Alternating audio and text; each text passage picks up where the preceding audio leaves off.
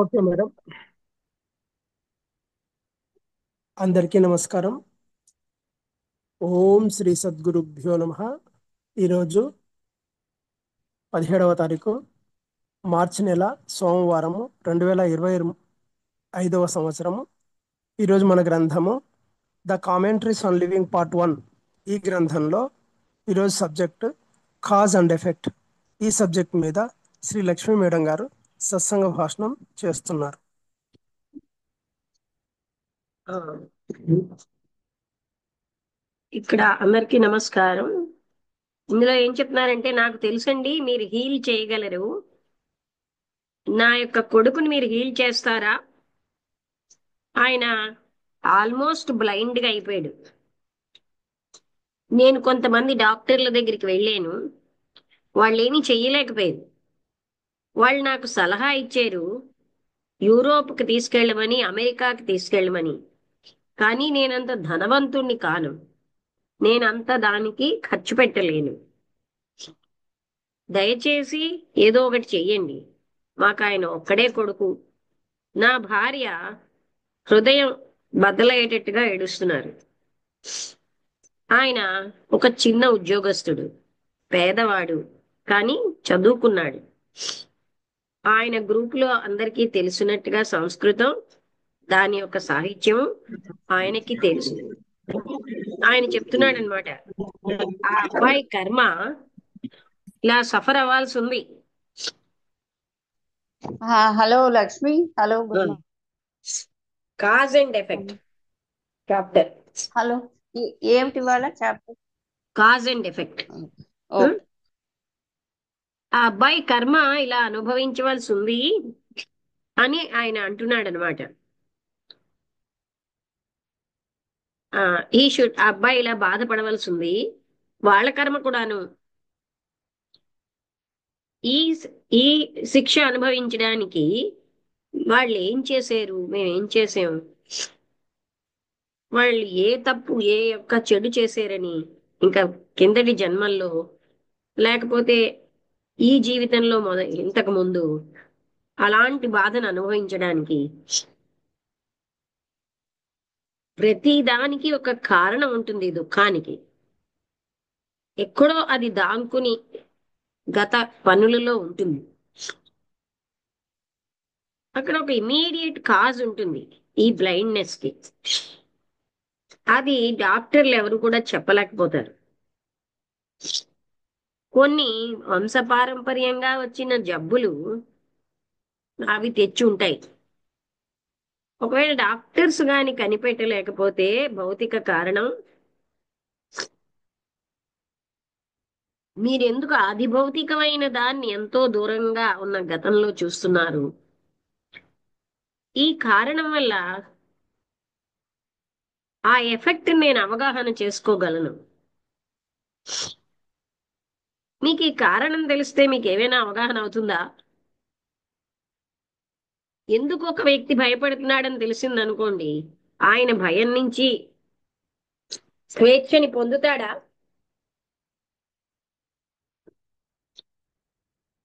ఎవరికైనా కారణం తెలిసినా సరే అదేమైనా అవగాహనని తెచ్చిపెడుతుందా? మీకు ఆ ఎఫెక్ట్ అవగాహన చేసుకుంటాను అంటున్నారు కారణం తెలిస్తే. మీ ఉద్దేశం అంటే మీరు ఆ కా ఇది ఏ విధంగా జరిగిందని తెలుసుకోవడంలో ఒక కంఫర్ట్ ఫీల్ అవుతున్నారు. అవును, అందుకే నేను తెలుసుకోదలుచుకుంటున్నాను, ఏ పని గతంలో చేయడం వల్ల ఇలాంటి బ్లైండ్నెస్ వచ్చింది. ఇది తప్పనిసరిగా చాలా అంటే కంఫర్టింగ్ గా ఉంటుందన్నాడు. మీకు కంఫర్ట్ కావాలి కానీ అవగాహన అక్కర్లేదన్నమాట. ఆ రెండు ఒకటి కాదా? అవగాహన చేసుకోవడం అంటేనే కంఫర్ట్ రావడం కదా. ఒకవేళ అవగాహన చేసుకోవడం వల్ల హ్యాపీనెస్ రాకపోతే ఏం లాభం? ఒక యథార్థాన్ని అవగాహన చేసుకోవడం మీకు ఒక డిస్టర్బెన్స్ కలిగించింది అనుకోండి, అది మీకు తప్పనిసరిగా ఆనందమే తేవాలని లేదు. మీకు కంఫర్ట్ కావాలి, మీరు దాన్నే అన్వేషిస్తున్నారు. మీరు ఇప్పుడు డిస్టర్బ్ అయిపోయారు. తన ఆ అబ్బాయి యొక్క ఆ వచ్చిన జబ్బుతో మీరు ఇప్పుడు దాని నుంచి ఒక రకమైన సాంత్వన కోరుకుంటున్నారు. ఈ సాంత్వన మీరు అవగాహన అంటున్నారు. మీరు మొదలుపెట్టింది అవగాహన చేసుకోవడానికి కాదు, మీకు సుఖంగా ఉండాలని. మీ ఉద్దేశ్యం ఏంటంటే మీ డిస్టర్బెన్స్ నుంచి ఒక మార్గం రావాలి బయటకు వెళ్ళడానికి. దాన్నే మీరు కాజ్ అంటున్నారు, కారణం అంటున్నారు. మీకు ఇప్పుడు ముఖ్యమైనది ఏంటి కావాలి అంటే మీరు నిద్రించాలి, మీరు డిస్టర్బ్ అవ్వకుండా ఉండాలి. మీరు ఒక మార్గం వెతుకుతున్నారు దానికోసం. మనం ఎప్పుడూ నిద్రావస్థలో ఉండడానికి ఇష్టపడతాం, రకరకాలైన మార్గాల ద్వారా.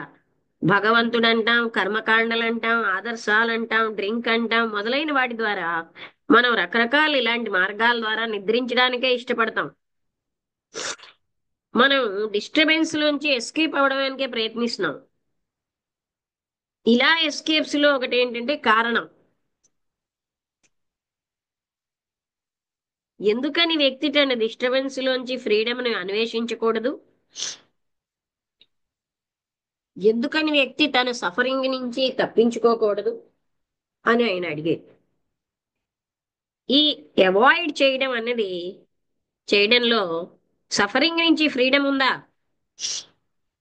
మీ డోర్లు మీరు వేసేసుకోవచ్చు, ఏదో ఉరూపిగా ఉన్న కనబడుతోందని, అందుకనే ఏదో భయంతో. అయినా అది అక్కడే ఉంది, ఆ డోర్ వెనకాల. ఏదైతే మీరు అణిచేసారో, నిగ్రహిస్తున్నారో, అది అవగాహన చేసుకోవట్లేదు. మీరు అణిచేస్తున్నారు డిసిప్లిన్ ద్వారా మీ చైల్డ్, కానీ మీ చైల్డ్ని డిసిప్లిన్ లో పెట్టడం ద్వారా, కానీ అది ఎప్పుడూ కూడా అవగాహనని ఇవ్వదు. మీరు ఒక ఎక్స్ప్లెనేషన్ ని వెతుకుతున్నారు ఈ డిస్టర్బెన్స్ నుంచి బయటపడ్డానికి. ఆ ఉద్దేశంతో మీరు చూస్తున్నారు. సహజంగా మీకు కావలసిందే, మీకు అన్వేషించింది మీకు దొరుకుతుంది.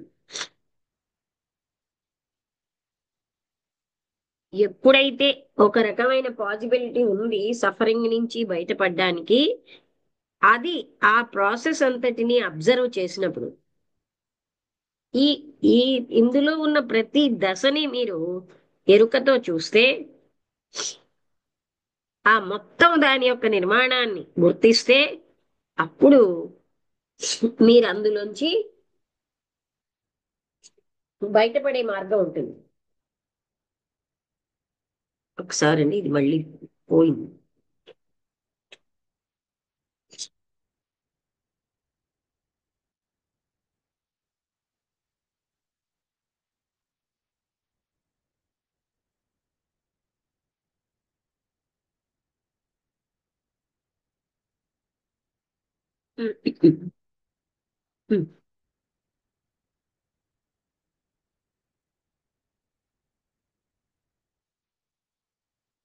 అప్పుడు మీరు అందులోంచి బయటపడే మార్గం అన్నది ఉంటుంది.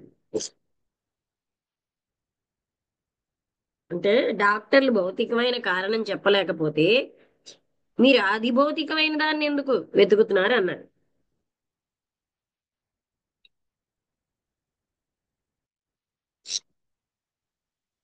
ఈ అవాయిడ్ చేయడం అన్నది సఫరింగ్ నుంచి ఫ్రీడమ్ ని ఇస్తుందా? మీరు డోర్లు వేసేసినా ఆ డోర్ వెనకాల అది అక్కడే ఉంటుంది, అది చెప్పారు. మీకు ఇలాగా పిల్లవాడిని డిసిప్లిన్ లో పెట్టడం ద్వారా, అణిచేసుకోవడం ద్వారా మీకు అవగాహన రాదు. మీకు ఒక ఎక్స్ప్లెనేషన్ అన్వేషిస్తున్నారు ఆ డిస్టర్బెన్స్ ని పోగొట్టుకోవడానికి. ఆ ఉద్దేశంతో మీరు చూస్తున్నారు. సహజంగా మీకు మీరు మీకు అది, మీరు ఏది వెతుకుతున్నారో అది దొరుకుతుంది. ఎప్పుడైతే మీరు ఈ ప్రాసెస్ అంతటిని అబ్జర్వ్ చేస్తారో, ఎప్పుడైతే మీరు ఎరుకతో ఇందులో ఉన్న దశలన్నీ చూస్తారో, ఈ మొత్తం స్ట్రక్చర్ అంతా, అప్పుడు మాత్రమే మీకు అందులోంచి అంటే అవకాశం వస్తుంది బయటపడ్డానికి. ఏదైనా బాధని అవాయిడ్ చేయడం, వదిలించుకోవడం అన్నది దాన్ని బలపరచడమే. కారణం కావాలన్న ఎక్స్ప్లెనేషన్ అంటే కారణం కోసం, అది అవగాహన కాదు. కారణాన్ని అవగాహన చేసుకోవడం కాదు. ఈ ఎక్స్ప్లెనేషన్ ద్వారా బాధ నుంచి మీరు విముక్తి చెందరు. అక్కడ బాధ ఇంకా ఉంటూనే ఉంటుంది. దాన్ని మీరు మీ పదాలతో కవర్ చేసేసారు. మీ ముగింపులతో, ఇంకొకరి నుంచి వచ్చినవో మీ నుంచి వచ్చిన మాటలతో మీరు దాన్ని కవర్ చేసేసారు. ఎక్స్ప్లెనేషన్ అధ్యయనం చేయడం జ్ఞానం కాదు. ఈ ఎక్స్ప్లెనేషన్స్ అన్ని ఆగినప్పుడే జ్ఞానం అన్నది సంభవం. మీరు ఆతురతగా ఒక ఎక్స్ప్లెనేషన్ ని అన్వేషిస్తున్నారు, అది మిమ్మల్ని నిద్రాణ స్థితిలో పెట్టేస్తుంది. మీరు అది కనుక్కోవాలనుకుంటున్నారు, కానీ ఎక్స్ప్లెనేషన్ అన్నది సత్యం కాదు. సత్యం అన్నది మీలో ఎప్పుడైతే ఏ రకమైన కన్క్లూషన్స్ లేకుండా అబ్జర్వ్ చేస్తారో, ఏ రకమైన వివరణలు ఎక్స్ప్లెనేషన్స్ లేకుండా, పదాలు లేకుండా మీరు దాన్ని చూస్తారో అప్పుడే వస్తుంది. ఈ అబ్జర్వర్, చూసేవాడు పదాల్లోంచే వచ్చాడు. సెల్ఫ్ అన్నది ఎక్స్ప్లెనేషన్స్ లోంచే వచ్చింది. కన్క్లూషన్స్ లోంచి, కండెమ్నేషన్ లోంచి, జస్టిఫికేషన్ లోంచి, మొదలైన వాటిలోంచి సెల్ఫ్ తయారైంది. కాదనడం, ఖండించడం, దాన్ని న్యాయబద్ధంగా ఉందని సమర్థించుకోవడం, ఏవో కొన్ని కన్క్లూషన్స్, వీటన్నిటిలోంచి సెల్ఫ్ తయారైంది. అయితే మనం చూసిన దాంతో కమ్యూనియన్ అనేది అబ్జర్వర్ లేకపోయినప్పుడే వస్తుంది. అప్పుడు మాత్రమే అవగాహన ఉంటుంది, ఆ సమస్య నుంచి స్వేచ్ఛ ఉంటుంది. నాకు ఇప్పుడు నేను చూస్తున్నాను అనుకుంటున్నాను, కానీ కర్మ అన్నది ఏమీ లేదా. ఆ పదం యొక్క అర్థం ఏమిటండి? ఈ ఇప్పుడున్న పరిస్థితులు గతంలో చేసిన పనుల యొక్క ఫలితమే కదా. ఇమీడియట్ గా గతము, లేకపోతే ఎంతో అంటే లాంగ్ రిమూవ్డ్, అంటే పాస్ట్ ఎప్పటి నుంచో ఉన్నదంతా తొలగించబడింది. ఈ ప్రాసెస్ కాజ్ అండ్ ఎఫెక్ట్, కారణ కార్యం అన్నది దానికి ఉన్నటువంటి అన్ని రకాలైనటువంటి రామిఫికేషన్స్, అంటే ఒకసారి చూస్తాను కరెక్ట్ తెలుగు వర్డ్,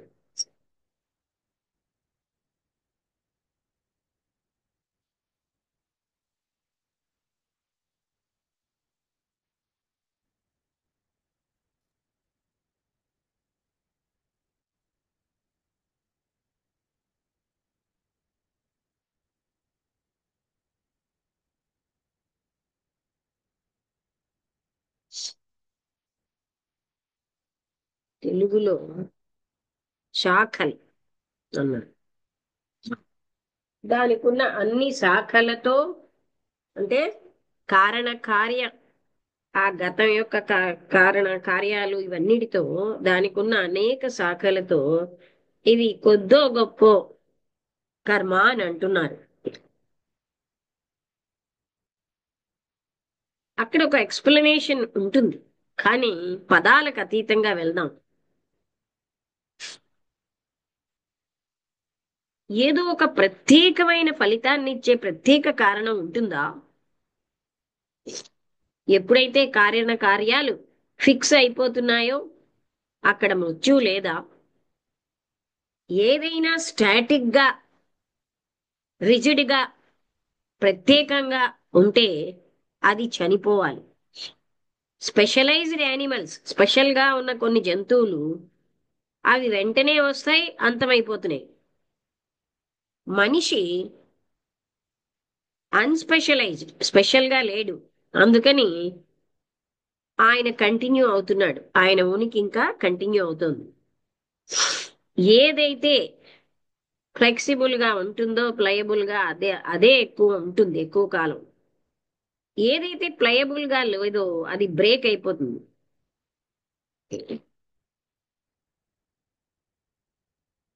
ఓక్ యొక్క సీడ్, ఎకార్న్ అంటాం, అది ఓక్ వృక్షాన్నే ఇస్తుంది. అక్కడ కారణం ఫలితం అందులో ఉన్నాయి. కానీ మనిషి అంత సంపూర్ణంగా పరివేష్టితంగా లేడు, అంత స్పెషలైజ్డ్ గా లేడు. ఆయన్ని తన్ను తాను వినాశనం చేసుకోకపోతే తన వేర్వేరు విధానాలతో ఆయన బతకగలడు. ఈ కారణ కార్యాలు అంటే కారణము ఫలితము ఇవన్నీ ఫిక్స్డా? అవేమి స్థిరంగా ఉన్నాయా? మీరు ఎప్పుడైతే ఈ పదం మరి, మరియు, cause and effect, does it not imply that both are stationary, మీరు ఇలాంటివన్నీ వాడారంటే అర్థం మీ కాజు ఎఫెక్ట్ ఇవన్నీ స్టేషనరీగా ఉన్నట్టు కాదా, స్థిరంగా? కారణం ఎప్పుడైనా స్థిరంగా ఉంటుందా? ఈ ఎఫెక్ట్ ఎప్పుడు కూడా మారకుండా ఉంటుందా? తప్పనిసరిగా కాజ్ ఎఫెక్ట్ ఈజ్ అనేది ఒక కంటిన్యూస్ గా ఉన్న విధానమే కాదా? ఇవాళ నిన్నటి ఫలితంగా వచ్చింది, రేపు ఇవాళ ఫలితంగా వస్తుంది. ఏదైతే కారణం అదే ఎఫెక్ట్ అవుతుంది, ఏదైతే ఎఫెక్ట్ అదే రేపటి కారణం అవుతుంది. ఇది ఒక చైన్ ప్రాసెస్ కాదా? ఒకటి మరొక దాంట్లో ప్రవహిస్తుంది. ఏ పాయింట్ లో హాల్ట్ ఉండదు, ఆగడం ఉండదు.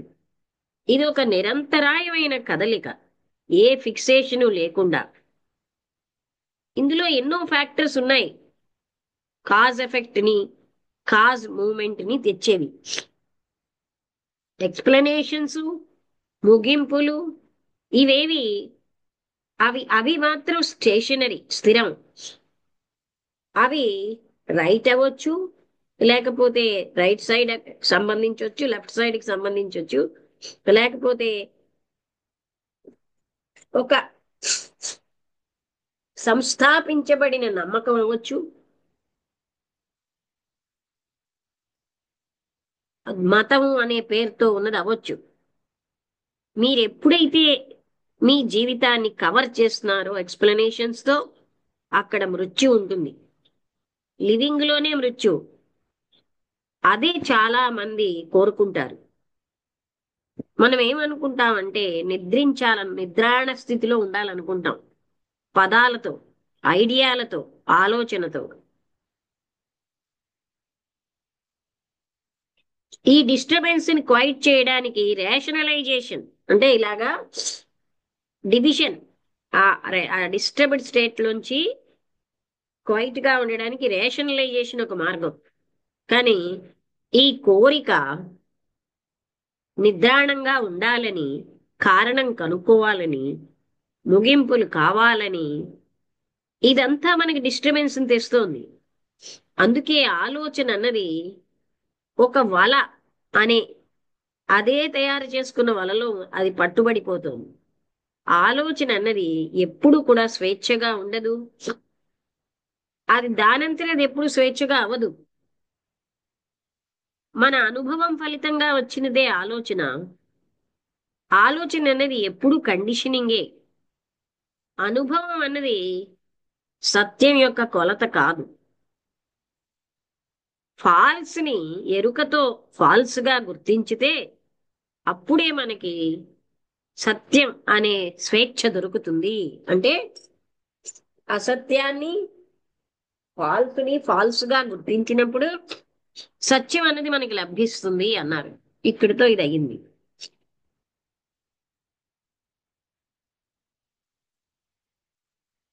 అంటే ఇక్కడ ఏమంటున్నారంటే ఇవి మనం ఫిక్స్డ్ గా ఉన్నాయన్న భావనలో ఉంటాం. ఏవి కారణం గాని ఎఫెక్ట్ గాని ఫిక్స్డ్ గా లేవు. మనం ఆ విధంగా ఏదో దీనివల్ల ఇది వచ్చేసింది అనేసుకుని అలాగా మన నిద్రాణం అని అంటే ఏంటి, ఇంకేమి ఏ డిస్టర్బెన్స్ లేకుండా అలా ఉండాలని కోరుకుంటూ ఉంటాం అంటున్నారు. అది ఆయన స్లీపింగ్ స్టేట్ అంటున్నారు.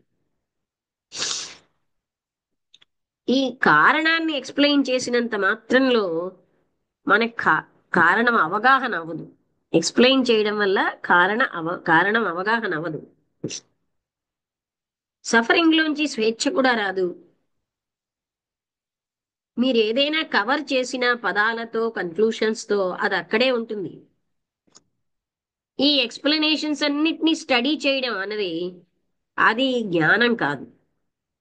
ఈ ఎక్స్ప్లెనేషన్స్ అన్ని ఆగినప్పుడే విజ్డమ్ ఉంటుంది.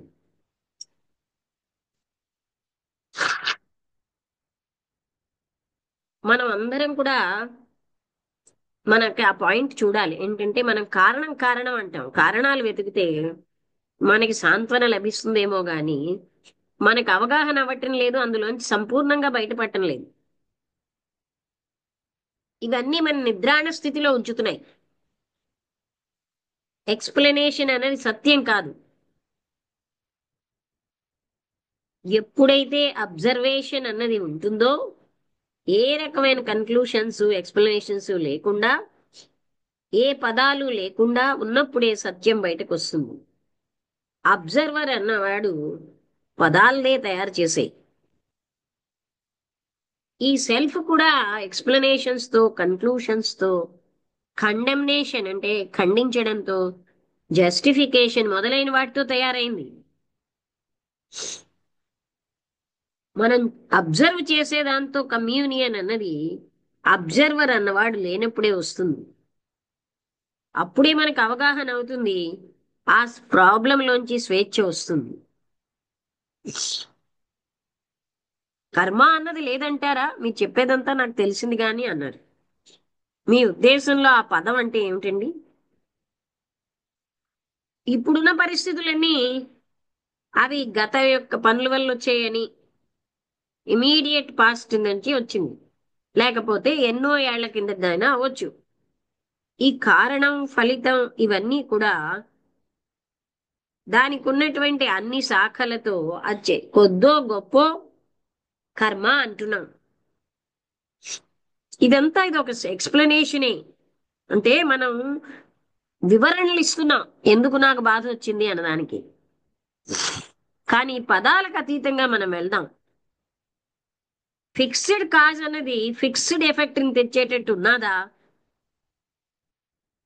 ఈ పాయింట్ ని కర్తృరాజ్ఞయా ప్రాప్యతే ఫలం కర్మ కింపరం కర్మ తజ్జడం అని ఉపదేశారంలో రమణ మహర్షి చెప్పింది ఏంటంటే, ఈ కర్మకి ఈ ఫలితం వస్తుందని ఏం చెప్పలేం. ఈశ్వరుడు ఆజ్ఞతోటే మనకి ఫలితాలు వస్తున్నాయి. కర్మ జడమైంది, దానికి ఫలితాన్ని ఇచ్చే శక్తి లేదన్నారు. ఇక్కడ కృష్ణమూర్తి గారు ఏం చెప్తున్నారు? ఈ రెండు జడమైనవే. అవి అంటే కాజ్ ఏమో ఎప్పుడు ఫిక్స్డ్ ఎఫెక్ట్ ఇవ్వదు. ఫిక్స్డ్ కాజ్ ఫిక్స్డ్ ఎఫెక్ట్ ఇస్తుందని మీరు అనుకుంటున్నారు. అదే మృత్యు అన్నారు. ఏదైనా స్టాటిక్ గా ఏ మార్పు లేకుండా ఉంటే అది మరి చనిపోతుంది, అంటే కృషించిపోయింది. స్పెషల్ గా ఉన్న యానిమల్స్, ఇప్పుడు డైనోసారస్ అలాంటివన్నీ అవి వచ్చేయి చనిపోయేది, ఇంకా ఆ జాతి లేకుండా అయిపోయింది. మ్యాన్ ఏమో అంత స్పెషలైజ్డ్ కాదు గనక కంటిన్యూ అవుతున్నాడు. ఏదైతే ప్లేయబుల్ గా ఉందో అదే ఉంటుంది, ఫ్లెక్సిబుల్ గా లేనిది ఉండదు. ఓక్ ట్రీ అనేది ఆ ఓక్ సీడ్ నుంచే వస్తుంది ఆ ట్రీ. మ్యాన్ మాత్రం అలా సంపూర్ణంగా ఎన్క్లోజ్డ్ గా లేడు. ఆయన ఎంత specialised. If he does not destroy himself, తన్ని తాను నాశనం చేసుకోకుండా ఉంటే వేరు వేరు మార్గాల్లో ఆయన బతకగలడు. ఈ కాజు ఎఫెక్టివ్ ఫిక్స్డా? మీరు ఈ పదం వాడుతున్నారే కాజ్ అండ్ ఎఫెక్ట్ అని, ఆ రెండు స్టేషనరీ అన్న పద్ధతిలో మీరు వాడుతున్నారు. కారణం ఎప్పుడైనా స్థిరంగా ఉంటుందా? అదే విధంగా ఎఫెక్ట్ ఎప్పుడు మారకుండా ఉంటుందా? తప్పనిసరిగా కాజ్ ఎఫెక్ట్ అనేది ఒక కంటిన్యూస్ ప్రాసెసే అంటూ అతను చెప్తున్నాడు అనమాట. నిన్నటి ఫలితంగా ఇవాళ వచ్చింది, ఇవాళ ఫలితం రేపు వస్తుంది. What was cause becomes effect. కాజే ఎఫెక్ట్ గా మారుతోంది, ఎఫెక్ట్ ఏమో మళ్ళీ కాజ్ అవుతుంది. ఇది ఒక చైన్ ప్రాసెస్. ఒకటి రెండో దాంట్లో ప్రవహిస్తుంది, ఎక్కడా ఆగదు. ఇది ఒక కాన్స్టెంట్ కదలిక, ఫిక్సేషన్ లేకుండా. ఎన్నో ఫ్యాక్టర్స్ ఉన్నాయి.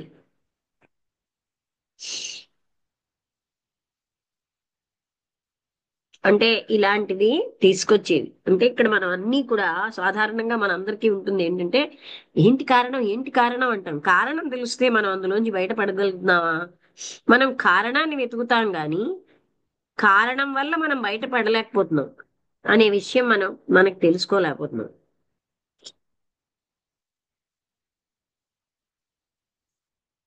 ఓకే, ఇప్పుడు కొంత అర్థమైందా?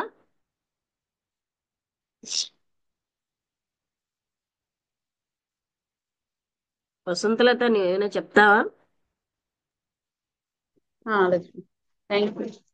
ఈ అందరికి నమస్కారం. నాది క్వశ్చన్ ఉంది. ఫస్ట్ డైరెక్ట్ క్వశ్చన్ అడుగుతాను. ఆ, అంటే ఇతను కారణం తెలిస్తే, అంటే బ్లైండ్నెస్ కి కారణం తెలిస్తే మాకు కొంత కంఫర్ట్ ఉంటుంది ఆ అన్నారు.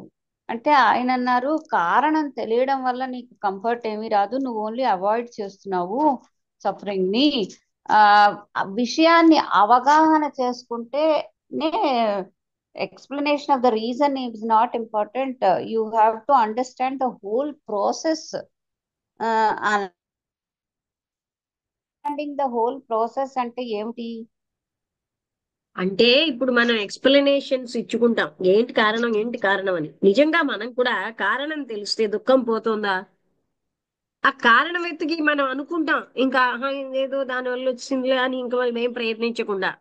అంటే అప్పుడు మనం స్లీప్ లో ఉండడం అంటే ఏంటి, నిద్రాణ స్థితిలో దేన్ని పట్టించుకోకుండా ఉంటే మనం హాయిగా ఉంటున్నాం. సో ఇక్కడ మనకు కావాల్సింది మన కంఫర్ట్. అది మనం కారణం కారణం అంటున్నాం. కానీ ఇవేవి మనకి అందులోంచి ఆ బాధలోంచి అక్కడే ఉంటాయి. ఆ బాధ అది విముక్తి ఇవ్వవు. అది విధానం ఎలా అవును. ఉంది, అది ఏంటి అని దాన్ని అవగాహన చేసుకోవాలి. అంటే అదే అదే అదే ఏమిటని అంటే ఆ అంటే ఆ ఎప్పుడు చెప్పిన వాటిల్లో లాగే ఈ మనస్సుతో కాకుండా నిశ్చలమైన మనస్సుతో దాన్ని తెలుసుకోవాలి. సమస్యను అవగాహన ఏమిటి తెలుసుకో చేసుకున్నప్పుడు అక్కడ ఏమిటంటే ఏమిటి మళ్ళీ తెలుసు మనస్సుతోటి కాదు, అంటే ఆ విధానం అంతా మనకు అర్థం అవుతుంది దాన్ని. ఎందుకు? ఇప్పుడు చూడు, కోపం వచ్చింది, కోపం అని దానికి పేరు పెడితే అది ఇంకొంచెం బలం అయిపోతుంది. అలా కాకుండా వాట్ ఈస్ దిస్ అని చూస్తే అప్పుడు మనకి తెలుస్తుంది. దానికి కారణాలు వెతుకుతున్నాం మనం. వాళ్ళ వల్ల అవును, వచ్చింది, వీళ్ళ కారణం వల్ల వచ్చింది. తెలుసుకుంటే దాంట్లోంచి బయటపడతాం కదా, అది ఎప్పుడు నేనని. బయటపడలేము, ఆ కోపం అక్కడే ఉంటుంది. మనం బయట పడతామన్న ఎందుకుంటుంది భ్రమలో లక్ష్మి? ఉంటాం, బయట పట్టంలే. మనకు వచ్చిన కోపం కారణాల వల్ల పోదు. కోపం గాని దుఃఖం గాని ఏదైనా ఆలోచన ఎప్పుడు కూడా దాన్ని అంతం చెయ్యలేదు. అందుకే బాగా బాధలో దగ్గరికి ఉన్న వాళ్ళ దగ్గరికి వెళ్ళి, అవునండి వాళ్ళ ఇంట్లో ఎవరో చనిపోతే మృత్యు అన్నది తప్పదు కదండి, ఎవరింట్లోనైనా తను చనిపోవలసిందే, ఇలాంటి పనికిరాని మాటలతో వాళ్ళ దుఃఖం పోదు.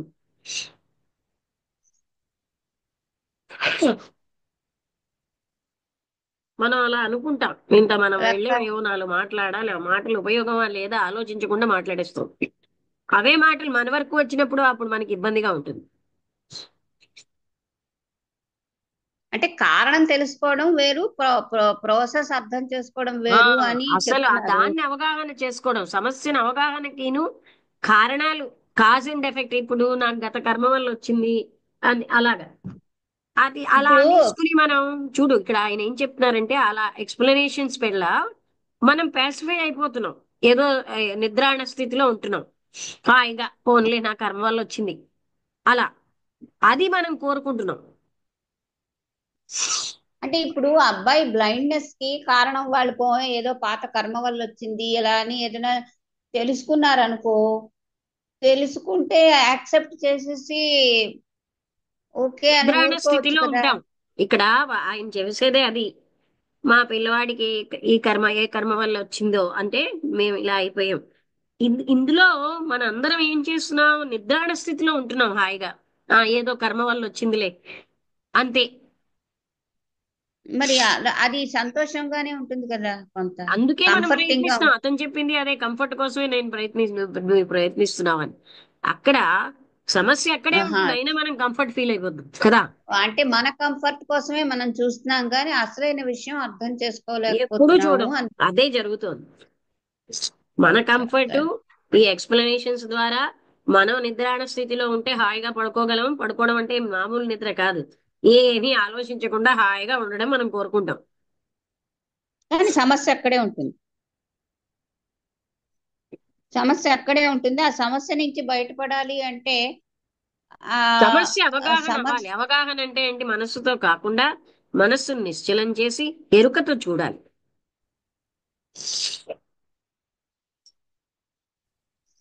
ఉమ్. ఓకే, సరే.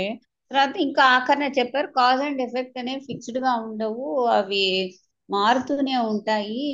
మనం అనుకోవడం అనేది మన తాలూకా అజంప్షన్ అంతేను, అది ఇలా ఇది కారణం అయి ఈవెన్ ఉంటుంది, ఈవెన్ కర్మ కారణం సిద్ధాంతంలో కూడా ఎన్నో కర్మలకి ఏ కర్మకి ఏ ఫలితమో ఎవరు చెప్పలేరు కదా. అవును. ఇప్పుడు మనం అనుకుంటాం అంతే. ఉమ్, మనం అనుకుంటాం. అదే మనము అన్నారు ఆయన. ఆ ఇమాజిన్ చేస్తాం. అనుకోవడాల్ని ఆయన ఎక్స్ప్లెనేషన్స్ అన్నారు. ఈ ఎక్స్ప్లెనేషన్ లో మనం తృప్తి పడిపోతున్నాం, ఓ కంఫర్ట్ ఫీల్ అవుతున్నాం. ఉమ్, మనకు కావాల్సింది మన కంఫర్టే.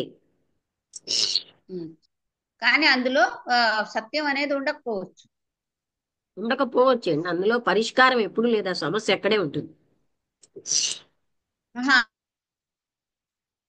ఈ ఈ ఎఫెక్ట్ కి ఈ రీజన్ అని మనం ఏదైనా ఒకటి ఎలా ఇమాజిన్ చెప్పగలం? చేసాం అనుకో, ఆ అది రైట్. కర్మలో కూడా రైట్ అవుతే చూడు, అవ్వచ్చు, అవ్వకపోతే సంచిత కర్మ ఉన్నది, అవ్వచ్చు. ఆగామి కర్మ ఉంది. పోనీ అలా తీసుకున్నా ఏ కర్మకి ఈ ఫలితం వచ్చింది అనేది ఎలా తెలుస్తుంది? ఆ కర్మ స్టాటిక్ గా అలా ఉంటుందా? ఎఫెక్ట్ కూడా ఉమ్, స్టాటిక్ గా ఉందా అని ఆయన అడుగుతున్నారు. ఉమ్. అంటే అంటే ఇప్పుడు మన ఈ ఉమ్, బ్లైండ్నెస్ విషయం తీసుకున్నాం అనుకో, ఈ అబ్బాయి చిన్న అబ్బాయిది, వాళ్ళకి పాపం అందరూ డాక్టర్లు అందరూ చూశారు, ఇంకా అది అవ్వదు, ఇంకో చోట వీళ్ళ దగ్గర డబ్బు లేదు అని చెప్పి పాపం వాళ్ళ కంఫర్ట్ కోసం ఏంటంటే మాకు ఏదైనా పాపం మెటఫిజికల్ కంఫర్ట్ రీజన్ ఏంటి? ఏమైనా ఆ ఉంటే. అబ్బాయి ప్రాబ్లం అలాగే ఉంటుంది, వాళ్ళు కంఫర్ట్ ఫీల్ అవుతారు. ఏమంటాం? అయి- అయితే ఈ సమస్య నుంచి బయటకు రావడం ఎలాగా? దాన్ని అవగాహన చేసుకోవడం వల్ల అని చెప్తున్నారు కదా. అవగాహన అంటే ఏంటి అవుతోంది అని మనల్ని మనం చూసుకోవాలి. మనలో ఏంటి, మనకి ఇబ్బంది దేని వల్ల వస్తున్నదని చూసుకోవాలి. మనం దాన్ని పూర్తిగా అవగాహన చేసుకోవాలి విషయం అంతటిని. అంటే ఆ అబ్బాయికి దృష్టి వచ్చేస్తుందని కాదు, ఉమ్, మన బాధకి ఉమ్. కారణం ఏంటి దాన్ని మనం ఆ ప్రాసెస్ అంతా అవగాహన చేసుకోవాలి.